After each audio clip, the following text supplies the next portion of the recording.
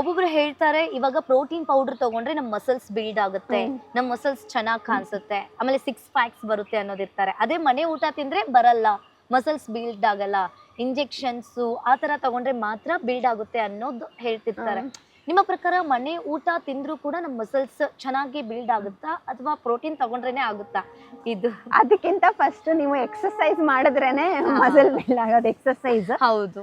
ಆಮೇಲೆ ಎಕ್ಸರ್ಸೈಸ್ಗೆ ಅಕಂಪನಿ ಆಗಿ ನಮ್ಮ ಡಯಟ್ ಬೇಕಾಗುತ್ತೆ. ಈಗ ಪ್ರೋಟೀನ್ ಒಂದೇ ನ್ಯೂಟ್ರಿಯೆಂಟ್ ಬೇಕಾಗಿರಲ್ಲ, ಬಹಳಷ್ಟು ನ್ಯೂಟ್ರಿಯೆಂಟ್ಸ್ ನಿಮಗೆ ಕಾರ್ಬೋಹೈಡ್ರೇಟ್ ಕೂಡ ಬೇಕು, ಫ್ಯಾಟ್ ಕೂಡ ಬೇಕು, ಮೈಕ್ರೋ ನ್ಯೂಟ್ರಿಯೆಂಟ್ಸ್ ಕೂಡ ಬೇಕಾಗುತ್ತೆ, ಎಲ್ಲಾನು ಬೇಕು. ಮಸಲ್ ಬಿಲ್ಡ್ ಆಗಬೇಕು, ಮಸಲ್ ರಿಪೇರ್ ಆಗಬೇಕು. ಆ್ಯಕ್ಚುಲಿ ಅಂದರೆ ನೀವು ವರ್ಕೌಟ್ ಮಾಡಿದ ನೆಕ್ಸ್ಟ್ 20 ಮಿನಿಟ್ಸಲ್ಲಿ ಏನಾದರೂ good protein meal, good protein shakes ಏನಾದರೂ ಒಂದು ತಗೋಬಹುದು, ಏನೂ ಅದರಲ್ಲಿ ತೊಂದರೆ ಇಲ್ಲ.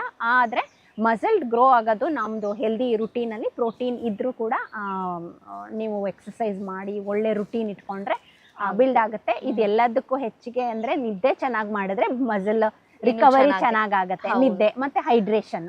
ಸೊ ನಾವು ಈಗ ಒಂದನ್ನೇ ನಾವು ಪ್ರೋಟೀನ್ ಅಂತ ಹೈಲೈಟ್ ಮಾಡೋದಕ್ಕಿಂತ ಹೋಲಿಸ್ಟಿಕ್ ಅಪ್ರೋಚ್ ಅಂತ ಹೇಳ್ತೀವಿ.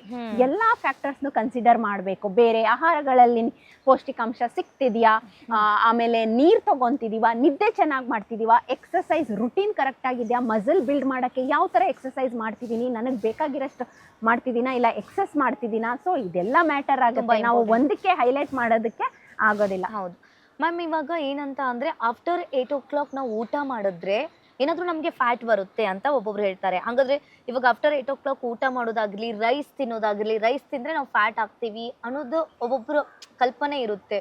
ಅವ್ರಿಗೆ ಏನ್ ಹೇಳ್ತೀರಾ? ಮತ್ತೆ ಇವಾಗ ಕರೆಕ್ಟ್ ಒಬ್ಬೊಬ್ರು ಏನ್ ಮಾಡ್ತಾರೆ, ಇವಾಗ ಬ್ರಂಚ್ ಮಾಡ್ಬಿಡ್ತಾರೆ, ಬ್ರೇಕ್ಫಾಸ್ಟ್ ಮಾಡೋದಿಲ್ಲ, ಸಡನ್ಲಿ ಬ್ರಂಚ್ ಮಾಡ್ತಾರೆ, ಆಮೇಲೆ ನೈಟ್ 8 o'clock ಈ ತರ ಊಟ ಮಾಡ್ತಾರೆ. ಅವ್ರದ್ದು ರೂಟೀನ್ ಎಲ್ಲ ಯಾವ ತರ ಸರಿಯಾಗಿ ಇದ್ರೆ ಮಾತ್ರ ನಾವು ಹೈಡ್ರೇಟ್ ಆಗಿರ್ತೀವಿ ಅದು ಕೂಡ. ಸೊ ನೀವು ಕೇಳೋ ಕ್ವೆಶನ್ ನನಗೆ ಅರ್ಥ ಆಗಿರೋ ಪ್ರಕಾರ ಅಂದರೆ ಒಬ್ಬೊಬ್ರದ್ದು ರುಟೀನ್ ಯಾವುದೋ ಬ್ರಂಚ್ ಮಾಡ್ತಾರೆ, ಇಲ್ಲ ಲೇಟ್ ನೈಟ್ ಡಿನ್ನರ್ ಸ್ಕಿಪ್ ಮಾಡ್ತಾರೆ, ಆಮೇಲೆ ಹಂಗೆ ವೆಯ್ಟ್ ಲಾಸ್ಗೆ ಇರ್ಬೋದು ಇಲ್ಲ ಹೆಲ್ತ್ಗೆ ಇರ್ಬೋದು ಮಾಡ್ತಿರ್ತಾರೆ ಅಂತ.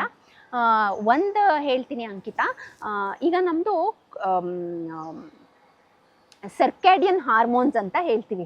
ಸರ್ಕ್ಯಾಡಿಯನ್ ಹಾರ್ಮೋನ್ಸ್ ಅಂದ್ರೆ ನಾವು ಚಿಕ್ಕದ್ರಿಂದ ಒಂದೊಂದು ಹಾರ್ಮೋನು ಆ ಟೈಮ್ಗೆ ಆಕ್ಟಿವೇಟ್ ಆಗುತ್ತೆ. ಸೇ ಫಾರ್ ಎಕ್ಸಾಂಪಲ್ ಒಂದು ಮೆಲಟೋನಿನ್ ಹಾರ್ಮೋನ್ ಇದೆ. ಆ ಮೆಲಟೋನಿನ್ ಹಾರ್ಮೋನು ಕತ್ಲೆ ಆದ್ಮೇಲೆ ಒಂದು 9-9:30 ಸನ್ಸೆಟ್ ಆದ್ಮೇಲೆ ಅದು ಸೆಕ್ರೆಟ್ ಆಗುತ್ತೆ. ಆ ಹಾರ್ಮೋನ್ದು ರೋಲ್ ಏನ್ ಗೊತ್ತಾ? ಮೆಲಟೋನಿನ್ ಹಾರ್ಮೋನು ಫ್ಯಾಟ್ ಬರ್ನಿಂಗ್ ಅಲ್ಲಿ ಹೆಲ್ಪ್ ಮಾಡುತ್ತೆ, ಬೋನ್ ಫಾರ್ಮೇಶನ್ ಅಲ್ಲಿ ಹೆಲ್ಪ್ ಮಾಡುತ್ತೆ. ಈ ತರ ಹಲವಾರು ಅದ್ರದ್ದು ರೋಲ್ ಇದೆ. ಹಾಗೇನೆ ಒಂದು ಹಾರ್ಮೋನ್ ಇದೆ ಗ್ರಹಲಿನ್ ಅಂತ, ಅದು ನಿಮ್ಗೆ ಹಂಗರ್ನ ಇನಿಷಿಯೇಟ್ ಮಾಡುತ್ತೆ. ಅದನ್ನ ಹಂಗರ್ ಹಾರ್ಮೋನ್ ಅಂತಾನೆ ಕರಿತೀವಿ. ಊಟ ಮಾಡಕ್ ಮುಂಚೆ ಅದು ಆಕ್ಟಿವೇಟ್ ಆಗುತ್ತೆ. ಹಾಗೇನೆ ನಾವು ಲೆಪ್ಟಿನ್ ಅಂತೀವಿ, ಸೆಟೈಟಿ ಹಾರ್ಮೋನ್ ಅಂತೀವಿ. ಹಂಗಂದ್ರೆ ಅಪ್ಪ ಖುಷಿ ಆಯ್ತು ತಿಂದಿದ್ದು, ಇಲ್ಲ ಊಟ ಸಾಕಾಯ್ತು ಅಂತ ಸೆಟೈಟಿ ಹಾರ್ಮೋನ್ ಅಂತ ಹೇಳ್ತೀವಿ. ಈ ಹಾರ್ಮೋನ್ ಎಲ್ಲ ಚಿಕ್ಕದ್ರಿಂದ ಪರ್ಟಿಕ್ಯುಲರ್ ಟೈಮ್ಗೆ ಸೆಟ್ ಆಗ್ಬಿಟ್ಟಿರುತ್ತೆ. ಅದ್ರ ಮೆಲಟೋನಿನ್ ರಾತ್ರಿನೇ, ಹಂಗರ್ ಹಾರ್ಮೋನ್ ಊಟಕ್ಕೆ ಮುಂಚೆನೆ, ಊಟ ಆದ್ಮೇಲೆ ಒಂದು ಹಾರ್ಮೋನ್ ಸೆಕ್ರೆಟ್ ಆಗುತ್ತೆ, ಸ್ಯಾಟಿಸ್ಫ್ಯಾಕ್ಟರಿ ಹಾರ್ಮೋನು.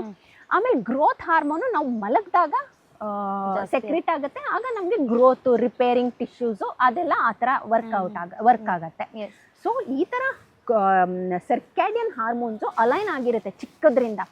ನಾವೇನ್ ಮಾಡ್ತೀವಿ, ಈಗ ವರ್ಕ್ ಪ್ರೆಷರ್ಗೋಸ್ಕರ ಇರ್ಬೋದು, ಲೇಟಾಗಿ ನೈಟ್ ಶಿಫ್ಟ್ಸ್ ಇರ್ಬೋದು ಬಂದು ತಿನ್ನೋದು, ಇಲ್ಲ ಅಂದ್ರೆ ನಾವು ಸಣ್ಣ ಆಗ್ತೀವಿ, ಲೇಟಾಗಿ ಊಟ ಮಾಡಿದ್ರೆ ಆಗಲ್ಲ.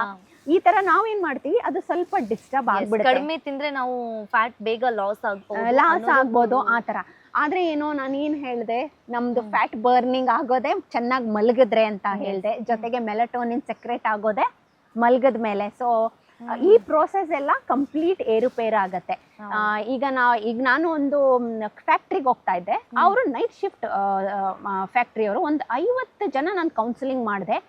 ಅದರಲ್ಲಿ 90% ಎಲ್ರಿಗೂ ಸಿವಿಯರ್ ಗ್ಯಾಸ್ಟ್ರೈಟಿಸ್. ಯಾಕೆ? Change, night shift change. ಅದ್ರಲ್ಲೂ ನೈಟ್ ಶಿಫ್ಟ್ ಅಲ್ಲಿ ಅವ್ರು ಸುಮ್ಮನೆ ಇಲ್ಲ, ರಾತ್ರಿ ಊಟ ಮಾಡೋರು, ಆದ್ರೆ ನೈಟ್ ಶಿಫ್ಟ್ ಅಲ್ಲಿ ಫುಲ್ ಟೀ ಸಮೋಸ ಬನ್ ರಿಪೀಟೆಡ್ ಆಗಿ, ಆಮೇಲೆ ನೀರು ಕೂಡ ಕುಡಿತಿರ್ಲಿಲ್ಲ. ಸೊ ಏನಾಯ್ತು, ಫ್ಯಾಟ್ ಬರ್ನಿಂಗ್ ಹಾರ್ಮೋನ್, ರಾತ್ರಿ ಮಲಗುವಾಗ ಸೆಕ್ರೆಟ್ ಆಗೋ ಹಾರ್ಮೋನ್ ಯಾವುದು ಸರಿಯಾಗಿ ಸೆಕ್ರೆಟ್ ಆಗಿಲ್ಲ, ಗಟ್ ಹೆಲ್ತ್ ಏರುಪೇರಾಯ್ತು. ಆಯ್ತಾ? ಈ ತರ ಒಂದು ಡಿಸ್ಟರ್ಬೆನ್ಸ್ ಆಗುತ್ತೆ. ಈ ತರ ಹಾರ್ಮೋನಲ್ ಡಿಸ್ಟರ್ಬೆನ್ಸ್ ಆದಾಗ ಏನಾಗುತ್ತೆ, ನೀವು ಏನ್ ಮಾಡಿದ್ರು, ಲೇಟ್ ಆಗಿ ತಿಂದ್ರು, ಬೇಗ ತಿಂದ್ರು ವರ್ಕ್ ಆಗೋದಿಲ್ಲ. ಏನು ವರ್ಕ್ ಆಗಲ್ಲ. ಮ್ಯಾಮ್ ಇನ್ನು ಅದೇ ರೀತಿಯಾಗಿ ಒಬ್ಬ ಮನುಷ್ಯ ಅಂದ್ರೆ ಆರೋಗ್ಯಯುತ ಮನುಷ್ಯ ಎಷ್ಟು ಅವರ್ ನಿದ್ದೆ ಮಾಡ್ಬೇಕಾಗುತ್ತೆ? ಓಕೆ, ನಿದ್ದೆಲಿನೂ ಬಂದು ಎವ್ರಿ ಇಂಡಿವಿಜುವಲ್ ಡಿಫರ್ ಇರುತ್ತೆ. ಈಗ ನನಗೆ ಒಂದು 6 hours ನನಗೆ ತುಂಬ ಬೆಳಗ್ಗೆ ಎದ್ದ ತಕ್ಷಣ I will be so fresh, ಒಂಥರ ಬೆಳಗ್ಗೆ ಎದ್ದ ತಕ್ಷಣ ಆಕ್ಟಿವ್ ಮೋಡಲ್ಲಿ ಇರ್ತೀನಿ, ಫ್ರೆಶ್ ಆಗಿರ್ತೀನಿ. That is one thing. ಆ ಮೋಡಲ್ಲಿ ಇರಬೇಕು. ಈಗ ಒಂದು ಪರ್ಸನ್ ಹೆಲ್ತಿ ಅಂತ ಹೇಳಬೇಕಂದ್ರೆ ಅವನು ತುಂಬ ಆಕ್ಟಿವ್ ಆಗಿರಬೇಕು, ಕ್ವಾಲಿಟಿ ಸ್ಲೀಪ್ ಇರಬೇಕು. ಸೊ ಆ ಕ್ವಾಲಿಟಿ ಸ್ಲೀಪು ನಿಮಗೆ ಬರ್ತಾ ಇದೆಯಾ ಅಂತ ನೋಡ್ಕೊಬೇಕು. ಮಿನಿಮಮ್ ಅದು ಸ್ಲೀಪ್ದು ಸೈಕಲ್ಸ್ ಅಂತ ಇದೆ. ಆ ಡೀಪ್ ಸ್ಲೀಪ್ಗೆ ಹೋದರೆ ನಿಮಗೆ ಬಾಡಿ ರಿಪೇರ್ ಚೆನ್ನಾಗಾಗತ್ತೆ. ಸೊ ಆದಷ್ಟು ಮಿನಿಮಮ್ ಒಂದು 6 hours 6 to 8 hours ಮಸ್ಟ್. ಅದರಲ್ಲೂ ನಿಮ್ಮ ಕ್ವಾಲಿಟಿ ಸ್ಲೀಪ್ ತುಂಬ ಇಂಪಾರ್ಟೆಂಟ್. ಈಗ ಎಷ್ಟೋ ಜನಕ್ಕೆ ಫ್ರಾಗ್ಮೆಂಟೆಡ್ ಸ್ಲೀಪ್ ಅಂತ ಆಗ್ಬಿಟ್ಟಿದೆ. ಫ್ರಾಗ್ಮೆಂಟೆಡ್ ಸ್ಲೀಪ್ ಅಂದ್ರೆ ಏನು? 3 ಗಂಟೆಗೆ ಎದ್ದೇಳೋದು, ಪುನಃ 4 ಗಂಟೆಗೆ ಎದ್ದೇಳೋದು, 2 ಗಂಟೆಗೆ ಎದ್ದೇಳೋದು, ಆಮೇಲೆ ನಿದ್ದೆನೇ ಬರಲ್ಲ. ಸೊ ಆ ಥರ ಡಿಸ್ಟರ್ಬೆನ್ಸ್ ಇರಬಾರ್ದು. At a stretch quality sleep ಇರಬೇಕು. ಈಗ ನಮ್ಮದು ನ್ಯೂಟ್ರಿಷನಲ್ ಡಿಫಿಷಿಯನ್ಸೀಸ್ ಆದ್ರೂ ಕೂಡ ಕ್ವಾಲಿಟಿ ಸ್ಲೀಪ್ ಬರೋದಿಲ್ಲ. ಅಂದರೆ ವಿಟಮಿನ್ ಡಿ ಡಿಫಿಷಿಯನ್ಸೀಸ್ ಆದರೆ, ಮತ್ತು B12 ಅಯನ್, ಈ ಥರ ವಿಟಮಿನ್ ಡಿಫಿಷಿಯನ್ಸೀಸ್ ಆದರೂ ಕೂಡ ನಿಮ್ಮದು ಸ್ಲೀಪಲ್ಲಿ ಡಿಸ್ಟರ್ಬೆನ್ಸ್ ಇರುತ್ತೆ. ಅದು ಒಂದು ನೋಡ್ಕೊಬೇಕು. ಎಸ್.